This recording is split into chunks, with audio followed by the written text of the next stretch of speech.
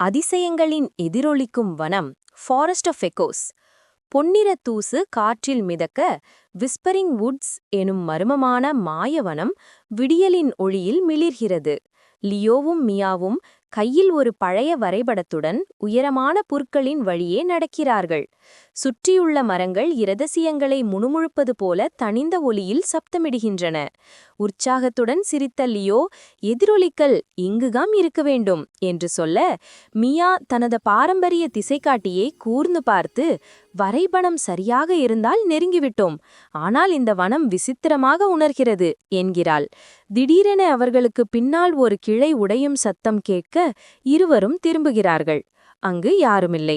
ஆனால் நெருங்கிவிட்டோம் நெருங்கிவிட்டோம் என்று அவர்கள் குரல்களின் எதிரொலிகள் மட்டும் கேட்கின்றன.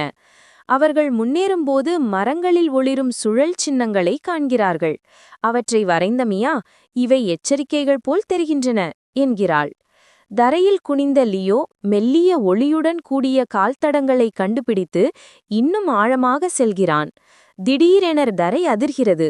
அருகிலுள்ள சேற்று நீரில் அவர்களின் பிம்பங்கள் தோன்றுகின்றன. ஆனால் அந்த பிம்பங்கள் தானாகவே அசைகின்றன.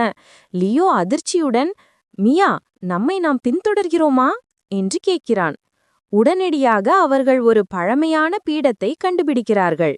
அதில் மையத்தில் ஒரு படிகக்கல் ஒளியுடன் துடிக்கிறது. லியோ தன்னை கட்டுப்படுத்த முடியாமல் அதை தொடுகிறான். அடுத்த கணமே வனம் இருண்டு முணுமுறுப்பு சத்தம் சிரிப்பாய் மாறுகிறது.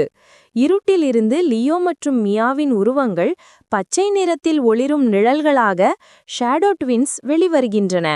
நிழல் லியோ கேலியாக, சூரியன் அஸ்தமனத்திற்கு முன் கண்டுபிடி என்று சொல்ல, மியா தனது திசைகாட்டியை இறுக்கமாக பிடித்தபடி, லியோ, அது நாம்தான், ஆனால் நாமில்லை என்று கூச்சலிடுகிறாள்.